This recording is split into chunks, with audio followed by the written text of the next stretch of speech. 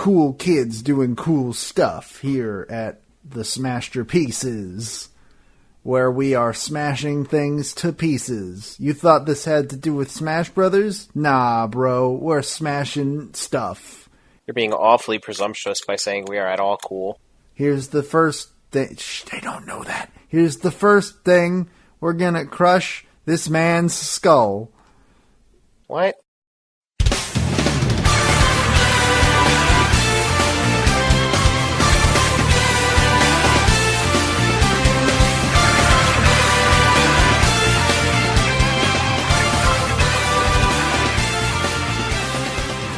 Hello and welcome to Smashterpieces, a casual walk through the history of the Super Smash Bros. Ultimate roster. My name is Joe.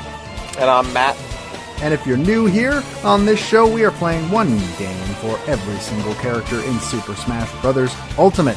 And today's game, we're here to talk about the game representing fighter number 66, Simon Belmont. That is the 1986 NES game, Castlevania. Simon was announced just in time. Oh my god, boy was he. I'm pretty sure he was announced, I think, the day before we recorded Kid Icarus? Something like that. It's a good thing I took 8 years to finish that game.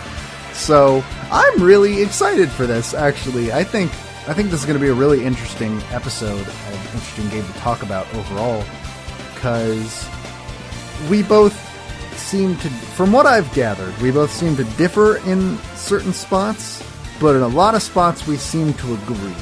I think I'm going to try to be pretty fair to the game. I got kind of mad on my stream. And if you want to see me be really negative about it, you can look at the stream archive. I'll have it up on my YouTube by the time the episode airs. But it's just I'm gonna be nice to it. I'm gonna focus on what it did well, because I have a feeling you're gonna focus on what it didn't.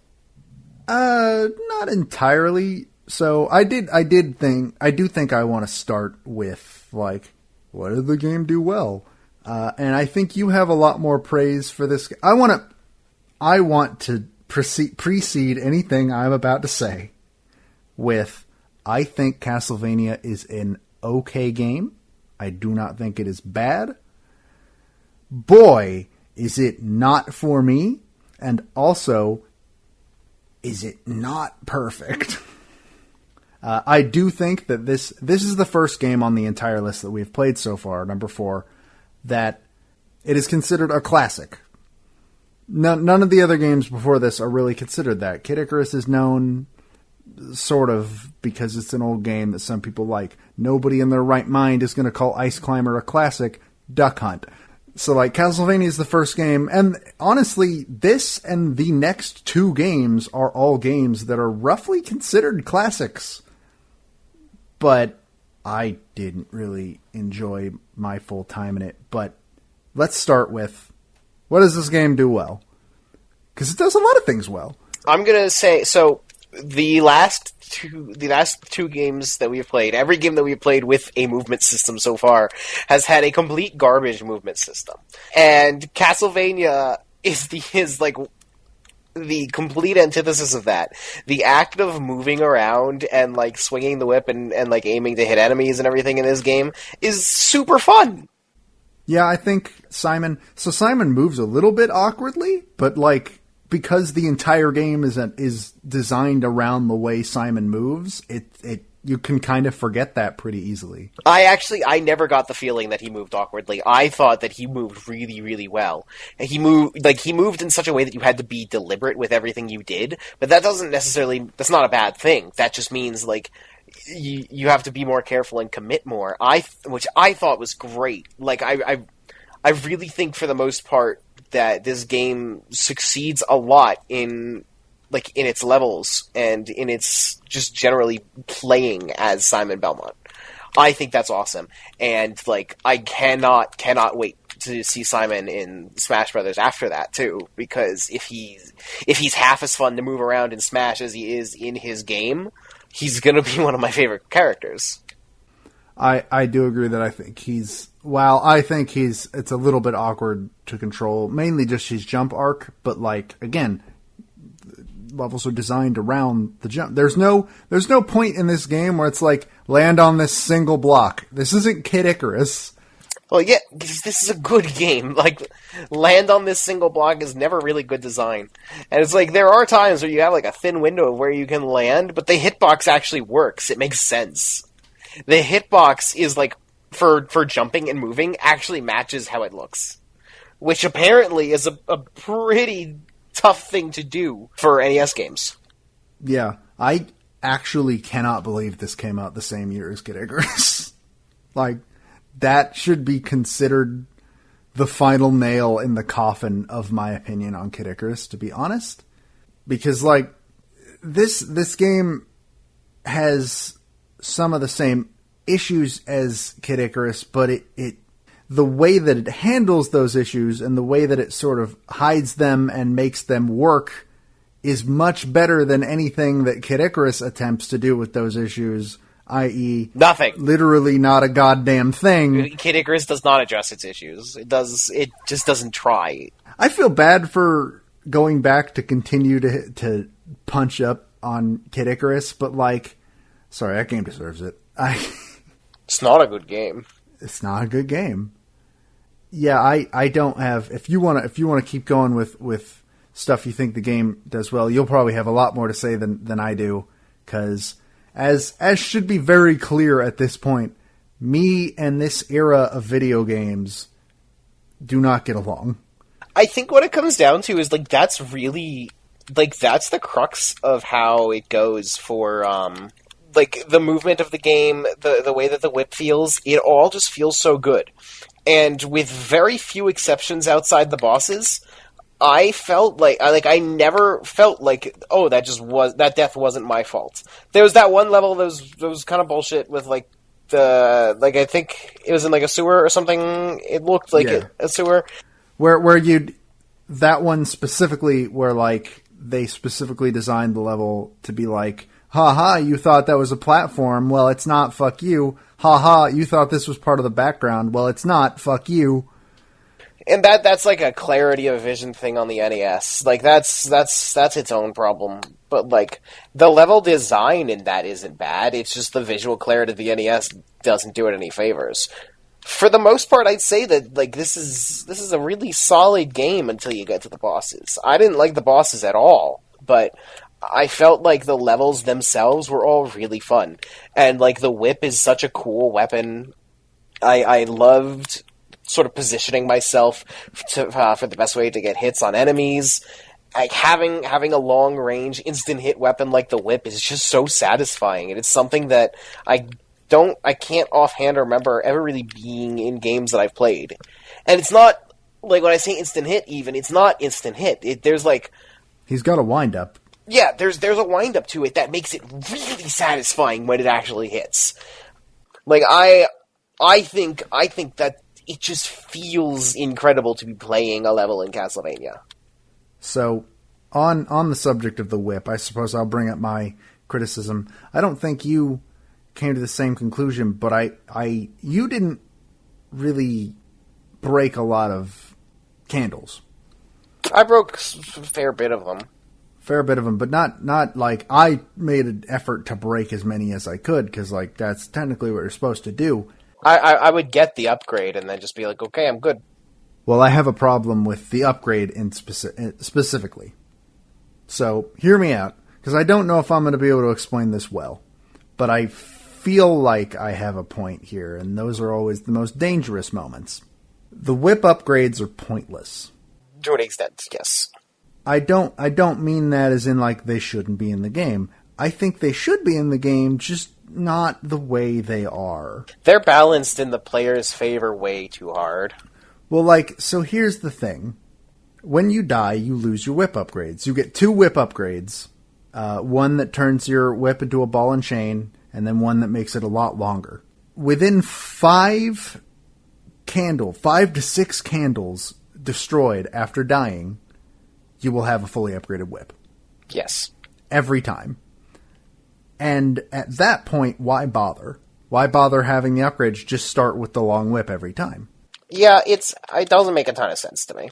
And also, it feels like the game is balanced around assuming that you have the long whip. Yeah. Not super hard, mind you. Like, it's not, if you don't have the long whip, you're just screwed. Well, if you have the fucking pool noodle that you get when you start, then, yeah, you're kind of screwed. But, like, it's never to a point where you cannot beat this level without a fully upgraded whip. But it does feel like this level was made with the assumption that I would have the fully upgraded whip, because why wouldn't I?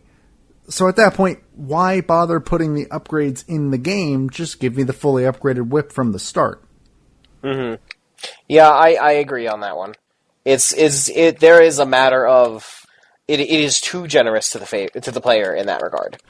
Like, I don't think it breaks anything. I don't think it's harmful to the game. It kind of confuses me why it's in the game in the way that it is, because it doesn't seem like it serves any purpose. Yeah, it's a why bother kind of thing, and they could have taken the opportunity to do more interesting things with like what was in the candles than having whip upgrades, I think. Yeah, and they do have sub weapons. The sub weapons are cool. I found myself enjoying the holy water the most. I felt like I got the most mileage out of it. I think the holy water is pretty much considered one of the better ones. It's that and the boomerang cross are the two, I believe, that are considered just super good. The axe is kind of, it's a thing. The axe is good if you get the angle right, which is not an easy thing to do, but if you get the angle right, it's pretty damn good. I pretty much only used the axe against the very first boss, the vampire bat. And then, what else even is there? There's the knife, which I'm pretty damn sure that the knife is in the game specifically to screw the player over. Now let me because it's useless. Kind of. Let me explain exactly what I mean. When you collect a sub-weapon, the sub-weapon you had before is removed. It's replaced by this new weapon you just picked up.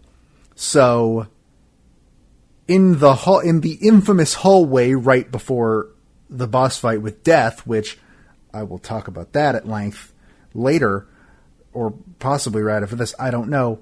Just keep in mind, I'm going to come back to that. Don't you fucking worry. But in that hallway, obviously when you're going to fight Death, the most ideal situation is to get there with holy water.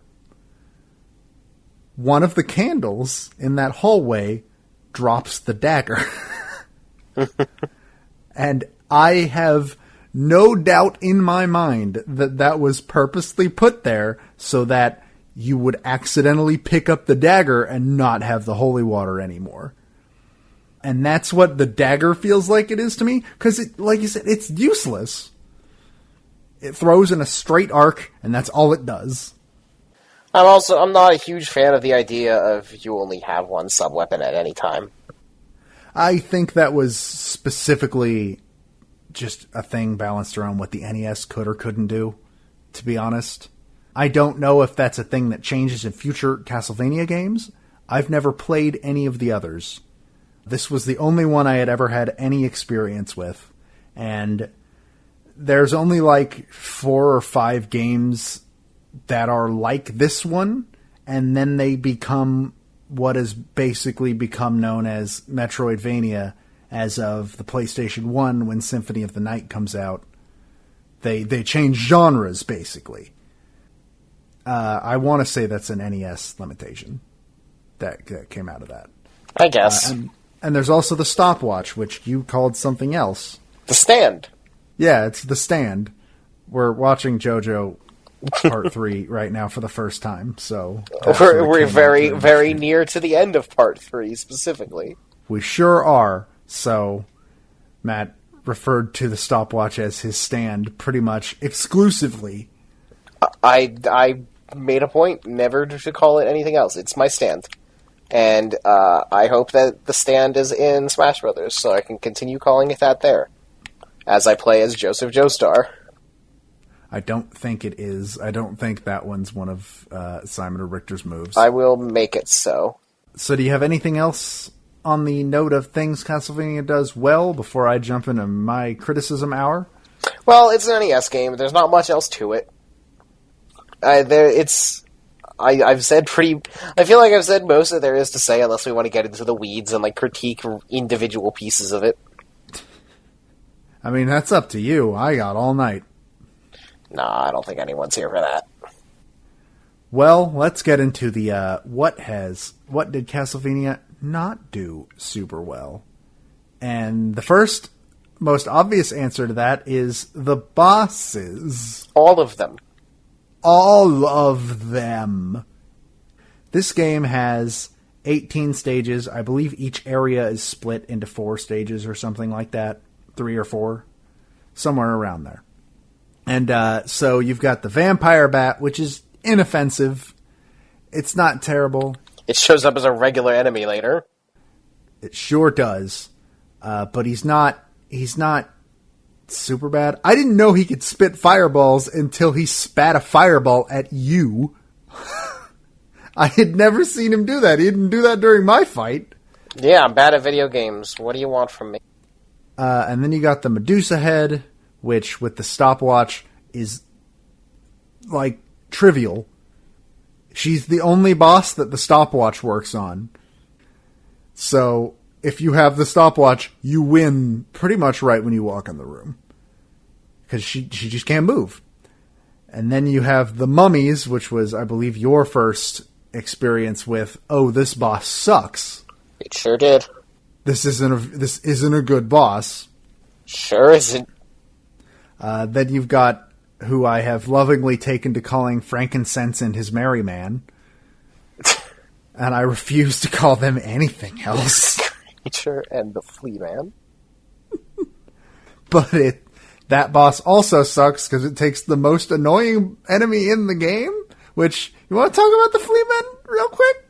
While we're on the subject? I mean... There's a reason why they are one of the most well-known Castlevania enemies. They're not terribly interesting. And it's not a good reason.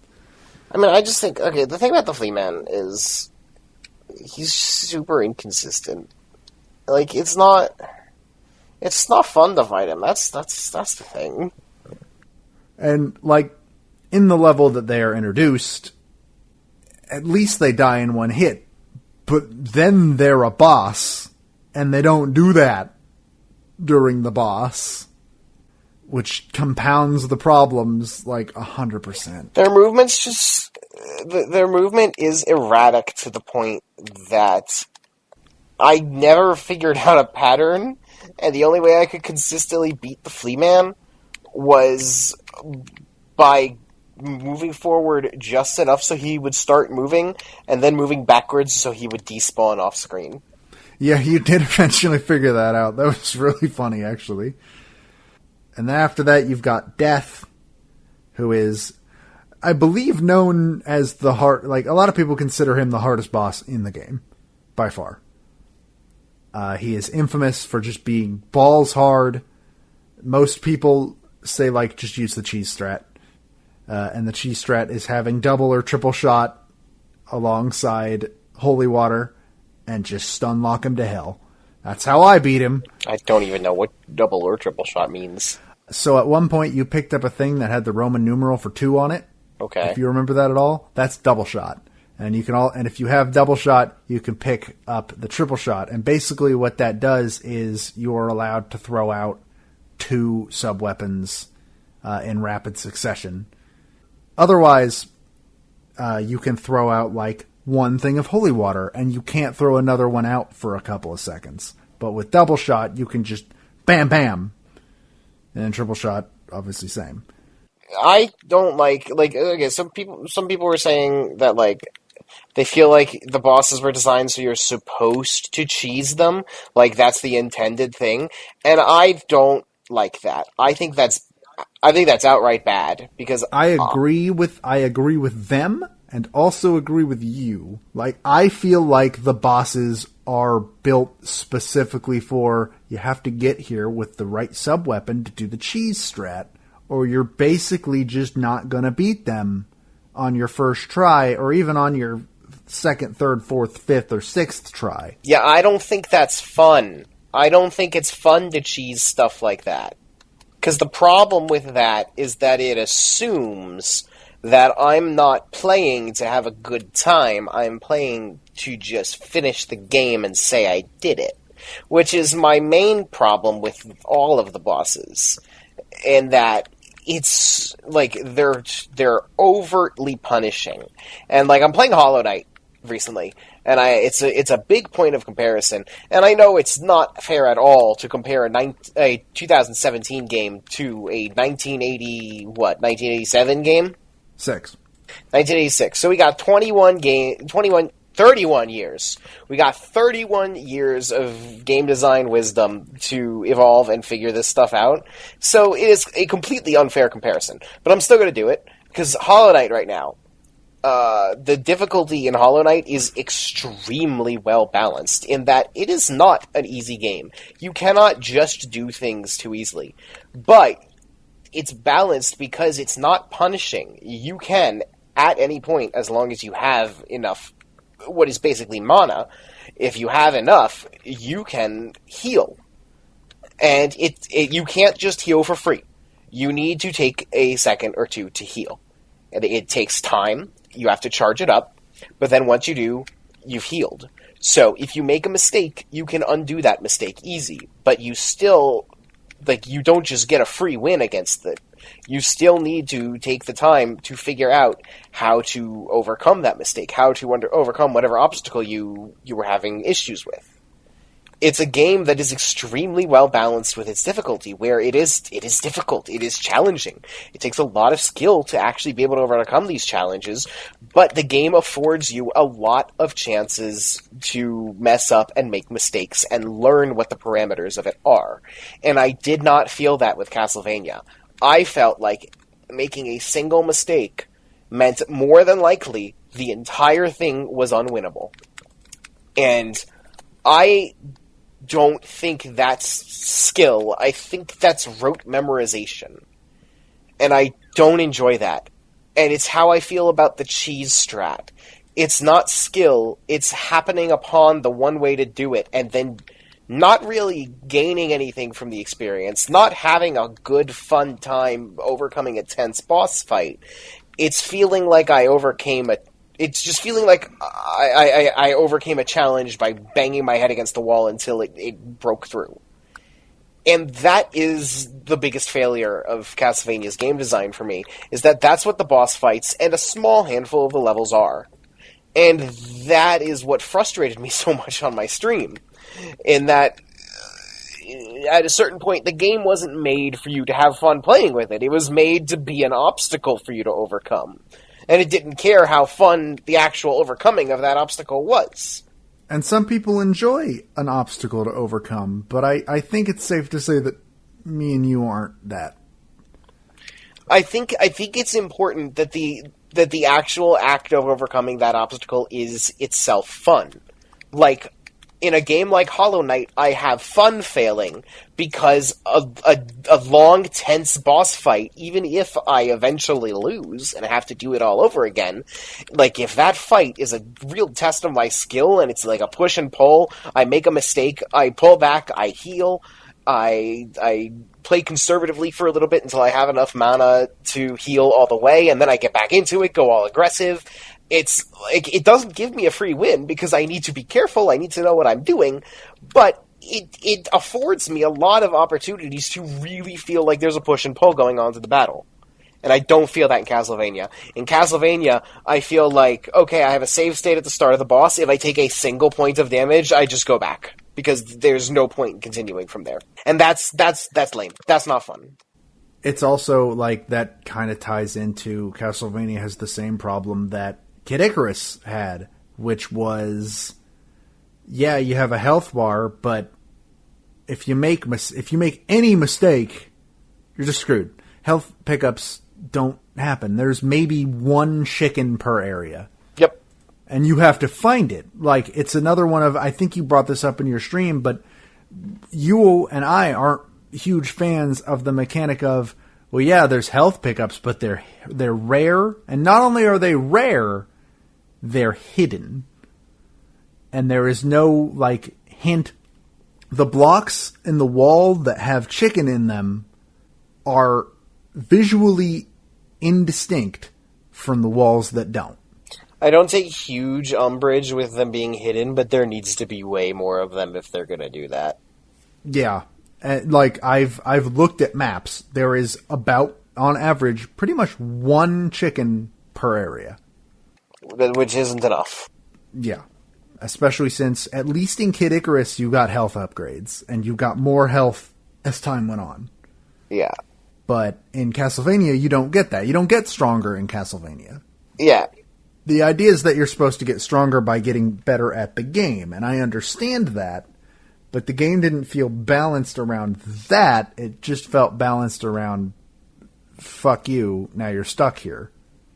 And it's not fun, I think, to do, like, rote memorization tasks over and over and over and over and over, doing the same thing where you've already overcome the challenge. You have done a good job overcoming the challenge. There is nothing new from you taking the time to overcome the challenge again, but because you don't have perfect muscle memory, and you made a small mistake, too bad. You gotta go back and do it again. And this is, I want to stress, this is a problem I only had on the boss fights, which is why I was so positive on the rest of the game as a whole. But, like, it's a matter of getting to the boss fights requires you to have that rote memorization in the levels. And it made the levels, therefore, less fun. Because the boss fights, you just had to have you just had to get there perfectly so you had full health, and then you had to basically get lucky. And it's like, I could probably get to the point where I'm so good at those fights that I don't make a mistake and can do them without getting hit, but I don't want to have speedrun level precision just to do the basics. So, on a very similar note, I said I would bring it back up, and here I am. The infamous hallway. I didn't have trouble with this hallway personally, but... You didn't. You did very well at this hallway. And here's the thing. I don't think this hallway, in general, is bad. I think it's fine as it is. My problem is with the specific placement of this hallway. So, for people who do not know, the hallway I am talking about is pretty much considered infamous among people that enjoy Castlevania. It's Medusa heads coming from both sides while you have to fight one of the axe-throwing knights. And eventually a second axe-throwing knight shows up, and you're dealing with two of them now if you haven't killed the first one. And this hallway is considered one of the more challenging sections of the entire game. And it's literally the room right before you fight death. That is the problem I have with that hallway. If it was located anywhere else in the game, alright, fine. It's not easy. I know you didn't have a huge amount of problems with it, but I was pretty bad at it. It's not an easy hallway, but, like, that's fine. It can be difficult. The problem comes with the fact that literally the exact thing you do right after completing this hallway is fight the hardest boss in the game. So I hope you didn't take any damage, because there's no healing. Yeah. And that is, I think, one of the places where the problem you just described really, really rears its head the most. Because it's just like, fuck you. You took damage in this super hard hallway. Fight the Grim Reaper now. Yeah, like at that point, it's not a game to be played. It's a challenge to be overcome. And I don't... Like, the challenges themselves are too long for that. That is not to say that the levels themselves are too long. 'Cause the levels, I believe, are a good length. In general. It's not like Kid Icarus, where Kid Icarus levels are fucking 700 years long. Yeah. I was actually really surprised how quickly I was progressing through Castlevania. And it's got good checkpointing, too. Castlevania has very good checkpointing, compared to Kid Icarus especially, which had none. None whatsoever. Like, the beginning of every stage is a checkpoint. If you get a game over, you go back to the beginning of the area, That's good. That's good checkpointing. One of the only big problems I had with, or another of the big problems I had was the existence of a level timer. It didn't give me huge amounts of trouble at any point, but this is not the kind of game that needs a level timer. And it was explained to me why there's a level timer. There's a level timer because Super Mario Brothers had a level timer, and all the cool games at the time had level timers. So you gotta put a level timer in your game. But this did not feel like a game. Like it feels like a game that's sort of a precursor to, and I absolutely hate to make this comparison, to Dark Souls, which is take your time, figure out the enemy patterns, don't rush, or in the case of the Medusa heads, don't think. But the Medusa. Okay, so the Medusa. I'm sorry to just go totally off topic for a second, but I just want to get this out of the way while it's on my mind. The Medusa heads are infamous for being super hard, but I actually really liked them once I started to figure out every time I got hit, it was because I was overthinking them, and I just needed to. Instead of making a plan about them, I just needed to keep my eye on them and react. And I actually ended up really appreciating that. I thought that was cool. I think the Medusa heads are pretty well-designed enemies, all things considered, for that exact reason. They're a contrast to every other thing in the game, but in a way that's really cool. And I didn't have trouble with the Medusa heads, because that's my secret, Captain. I don't think. Mm-hmm. Okay, so I'm sorry, you were the Dark Souls comparison, taking your time and learning things. Take your time, learn the pattern, except you only have a certain amount of time to do it. What are you doing? You're wasting time. Let's go, let's move, because that's what game timers are supposed to be. And yeah, they give you 500 seconds to beat the level. I don't even know how many minutes that is. But it's not like Mario Brothers where you're given, 100? So it's not that bad, and it never became an obstacle for me, at least as far as I remember. But just the existence of it in this game felt weird and unnecessary to me. It felt like it was... if I didn't know better, I'd say, oh, well, they just reused the engine from a Mario game. Yeah, and it was explained to me, and the person that explained this to me made sure that I didn't think they were defending the existence of the level timer, because they were not. But they were like, yeah, all the cool games at the time had level timers, so Castlevania had a level timer. It's just like all the cool games right now have crafting systems, so regardless of whether it fits in this game or not, our game's gonna have a crafting system. Yep. It's basically the same thing, just taken back to the 80s. We're still in that era today. Sure are. So, I don't think I have anything else big to talk about, other than, I guess we did leave off one boss. Dracula himself? Let's talk about Dracula. Yeah, so Dracula is a book from Bram Stoker, I believe his name is. It's a very good story. I saw the stage play once. I enjoyed it very much, and I think my biggest takeaway from Castlevania is today I went on Audible and bought Bram Stoker's Dracula. They have a production of it for the audiobook where they have a whole cast of people. There's a different person doing the voice of each different character. I'm pretty hyped for this, actually. This is gonna be super fun. How much of the fact that you are bringing up the audiobook of the original Dracula have to do with the fact that there's nothing to talk about with the boss fight of Dracula? Yes, I mean, while I was playing the fight, I was talking about the original Dracula book because that was the most interesting thing to talk about at the time.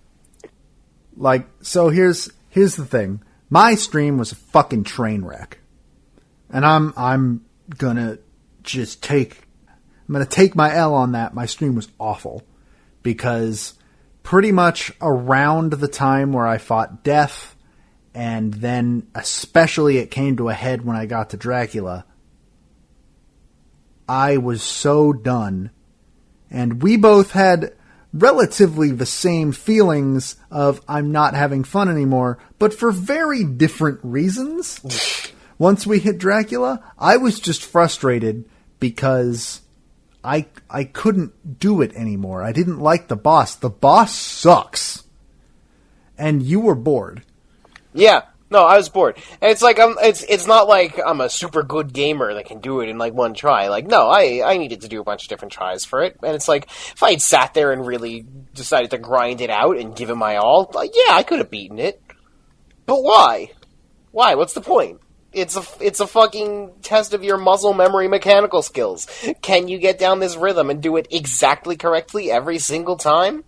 If not, fuck you. And if you don't like that, fuck you too.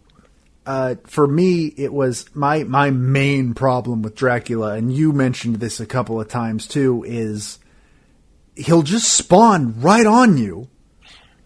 I got to the point where I figured out how to avoid that and it wasn't a problem, but like it inherently made it harder to hit him because you had to be a lot more mobile and a lot more defensive. And then his second stage is worse for reasons that you didn't actually run into because you had the holy water. I didn't have the holy water. So let me get into you about stage 2 of the Dracula fight. Stage 2 of the Dracula fight, he turns into this giant vampire bat monster. If you have the holy water, which the game does give you, it gives you a choice between that or the boomerang cross. I stupidly took the boomerang cross. You smartly grabbed the holy water. Holy water will stun lock him. It won't hurt him, but it'll stop him from moving. And that's good, because I don't know if you ever noticed this during the fight. You can't walk under his jumps unless he does his super high jump. And if he gets you in a corner, there's no guarantee he's going to do the super high jump. You might just be screwed. And it's 100% based on RNG, and so he can lock you in a corner and you just die because there's nothing you can do. Fun stuff. It's super fun when a boss puts you in a corner and you literally cannot move. So, and God forbid he does the fireballs while you're in the corner. That'll also kill you. My favorite kind of fight. This is all made worse by the fact that for the first time in the game, now you have to whip him twice before he loses a pip of health. Like, that final boss is bad. It's famous and iconic, and it's bad. And that is all I have to say on Dracula. I don't know if you have anything else. No, not particularly. There isn't really much else to say about the game. I missed the credits entirely because I was focusing too much on talking about the game design. Yeah. I am aware of what they are, but I have not actually gone back to watch them. I did learn recently, by the way, why old Japanese video games do that, where they're all fake names in the credits. Why? It was so their teams wouldn't get poached by other companies. Interesting. That sounds illegal. It probably is now. I doubt it was back then. But yeah, that's why there are so many Japanese games from that era where all of the names are like pseudonyms in the credits. So that's kind of interesting. But let's talk about what, in my opinion, is the single most interesting thing in Castlevania. I said I was going to start doing this every episode, and you said you were going to start studying them. Let's talk about the soundtrack. Most notably, just to get it out of the way, yeah, Vampire Killer's pretty good. It's the iconic song. It's pretty good.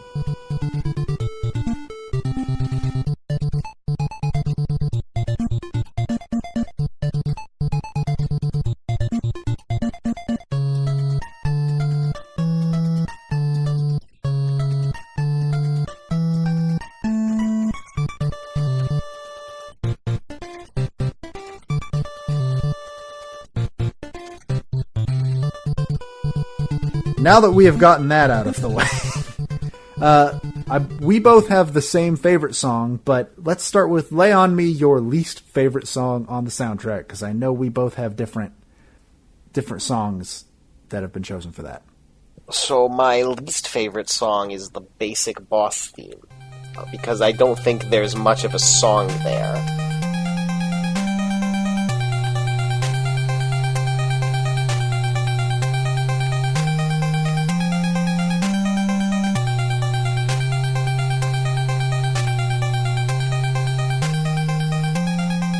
It's okay, it's fine, it's good, it's great, it's just... It's better than the Kid Icarus boss theme at the very least. Yeah, it's just like... There's so much going on, and it's like this is just such a game with such great music. And the boss theme is just an NES boss theme. Yeah. Like, it's fine, it's good, it's great, it's just... there's so much better in this game. And my least favorite song is Walking on the Edge, which is the music for the sewer level.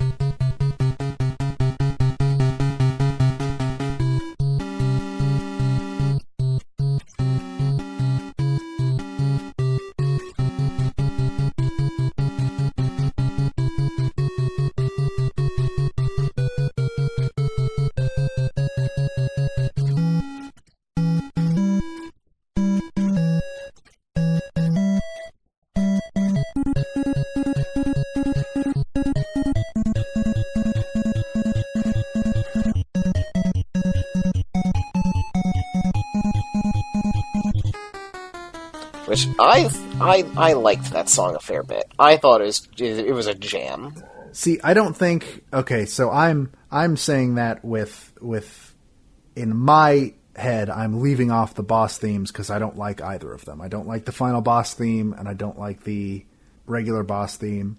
I just don't... I think the final boss theme is fine. It's well enough. The Smash version's going to be better. Probably. I mean, you can hear it in the direct. It is better, but... Just 100%, if going by stage themes, Walking on the Edge, I'm not a huge fan. My least favorite stage theme is Stalker.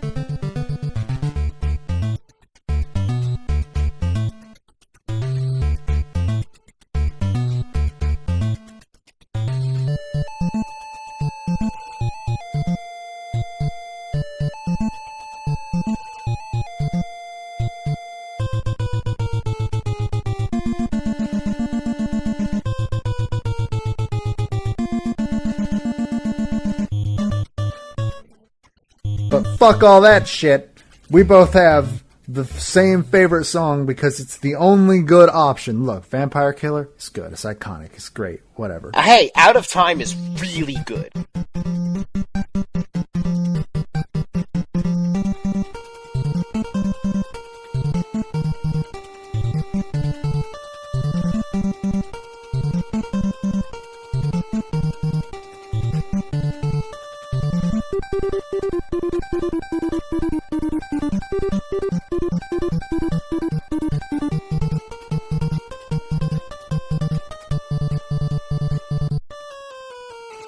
Out of Time is good, but fuck all that. Wicked Child. Wicked Child's so fucking good.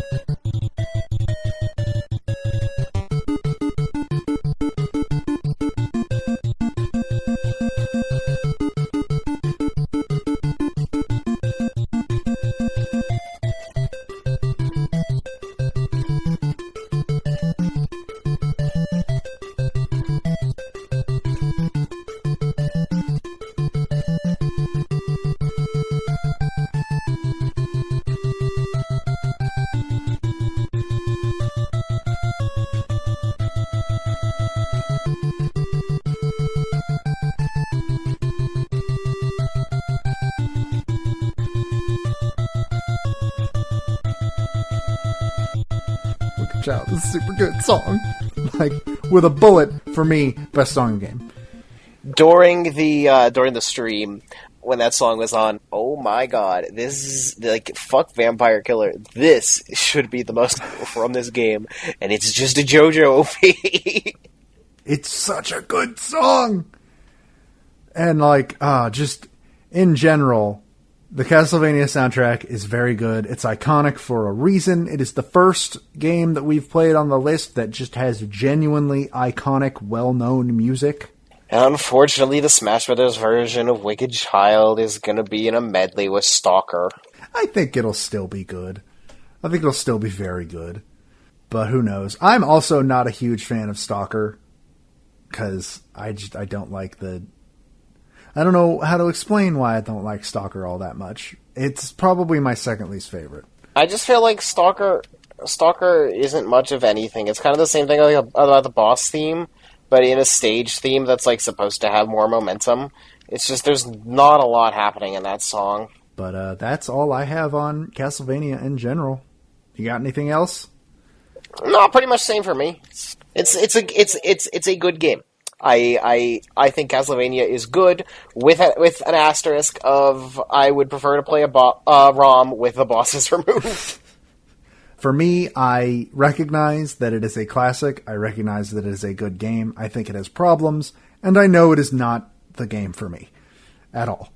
I'm frustrated because it was almost the game for me. Like the bosses just do too much to it, and it's like I really, really want to love this game because there is a lot in it that I do love, but the bosses.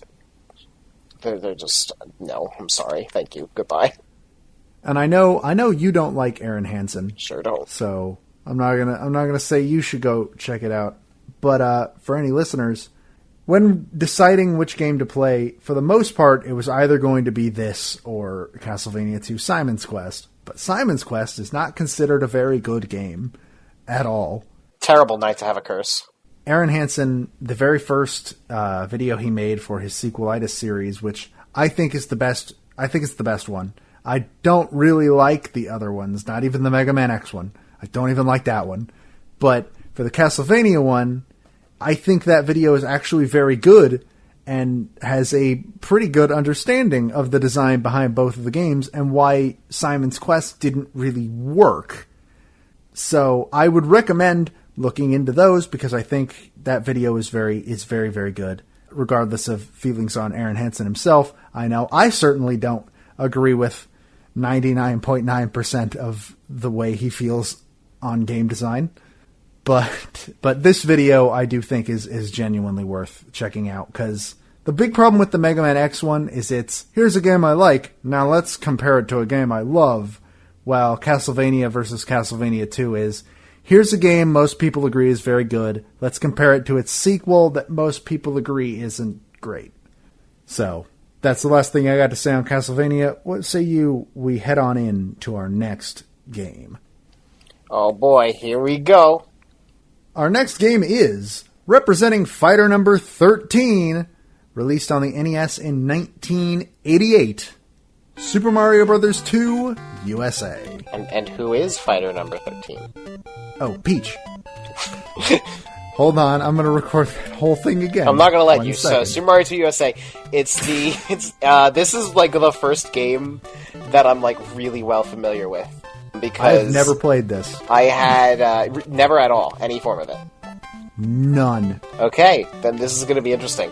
So I had Super Mario Advance. It was a launch title for the Game Boy Advance that I had, day one.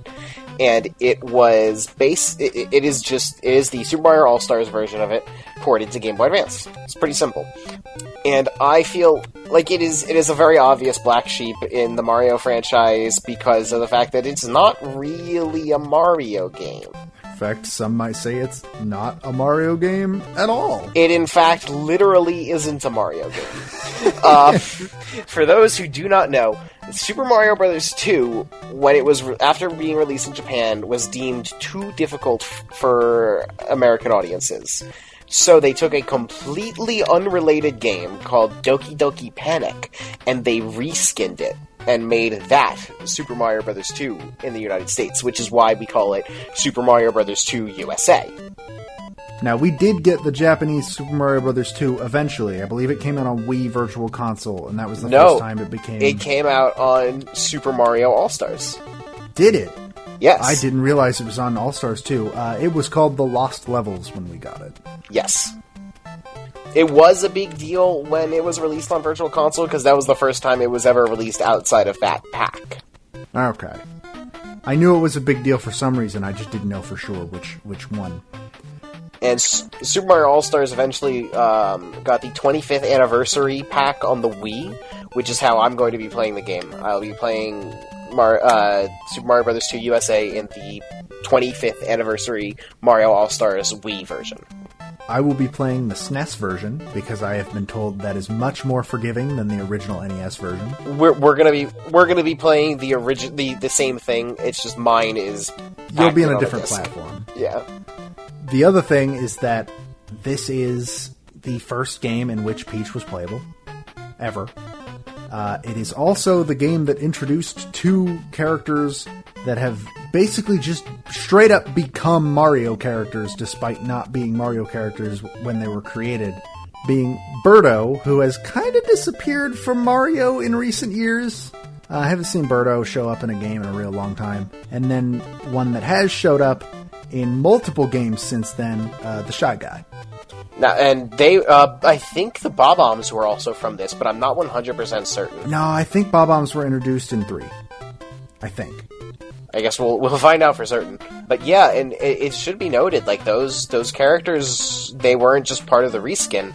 They were in Doki Doki Panic. Yeah, they were Doki Doki Panic characters that became Mario, which is why I find it so weird that Mario Bros. 2 USA overall kind of gets ignored. Yeah. By Nintendo a lot. Like I said last episode, I put a song from the next game behind us while we're talking about this game. This song that you're hearing, which is just the song from Super Mario Bros. 2, that is the only song from this game that has been in Smash ever. Which is a shame because the character select theme is so good! It's weird to me that this game gets so ignored, and yet two of Peach's most useful attributes in Smash come directly from this game. Yes. Pulling the turnips and floating. Those come from Mario Bros. 2 USA. Yeah, and Mario 2 USA would actually get a pretty big sort of, I'm not sure like if the right word's homage or like even like soft reboot in Mario 3D World, because it has the same 4 playable characters as Mario 2 USA, and they have all the same attributes. So like obviously Nintendo realizes that this game straight up influenced the Mario. I'd say this game influenced the Mario franchise more than Lost Levels did. I know a couple of things from Lost Levels came into the Mario franchise in general, but not as much as in this one. Yeah, it's Mario 2 USA. I think is pretty good, and the music. There's not a lot of music because again, NES games, you don't have a ton of space on the cartridge. But the music that is there is all real solid. It's a great soundtrack. And the fact that the only representation it has in Brawl, or in Smash, is that one song that is just the original unaltered track, that's a big disappointment. Yeah.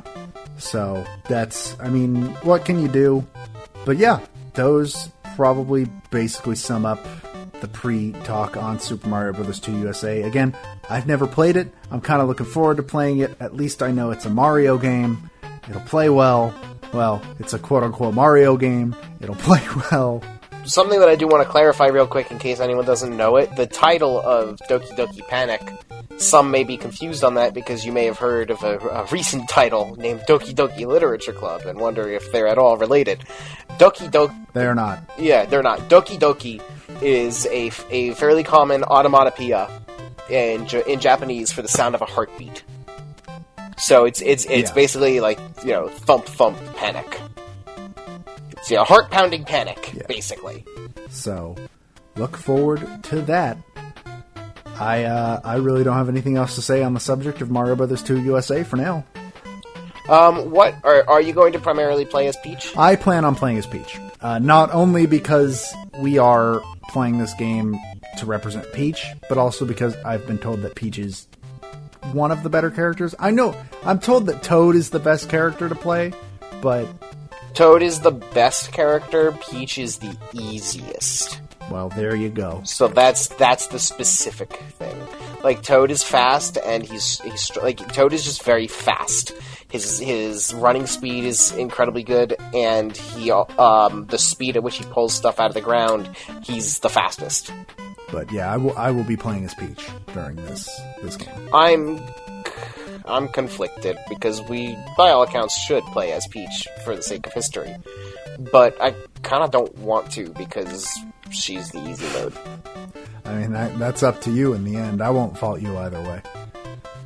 We'll have to see how it goes.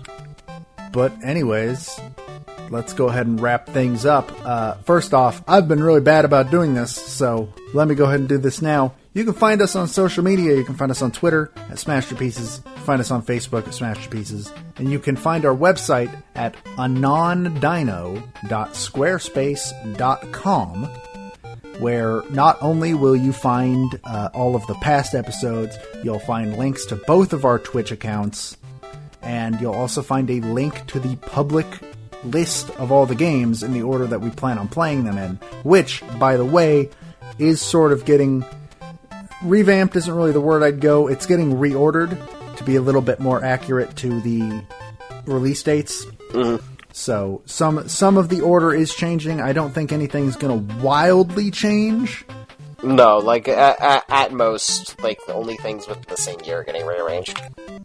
As well as if other characters get announced, within the day we'll probably have figured out what games are going to be played for those characters, and they'll be on the list in the spot that they will be in. So if you don't want to wait... Should probably actually rename that Google Drive to that Google document to something different from just a placeholder when we just decided to do this idea. Probably. But in case you want to look and see what the new games will be before the next episode comes out when we announce them, that's where that would be. And also just if you want to see what's coming up for the next couple of games, that's the place to go. So you can check that out. Again, that is at anondino.squarespace.com. So that's us. Go look into that. And other than that, I don't really got anything. No. I'm excited to get to Mario 2 USA. I'm kind of excited too, mostly because this is the second last game we got in the NES era. God, am I ready to get out of it. You're gonna hate it, probably. Who knows? Here's the thing. I don't know anything about this game, and I know that I at least partially enjoy the game that comes after it, so I guess we'll see. So, anyways, with that, I'm Joe. And I'm Matt. And we will see you all next time for Super Mario Bros. 2 USA.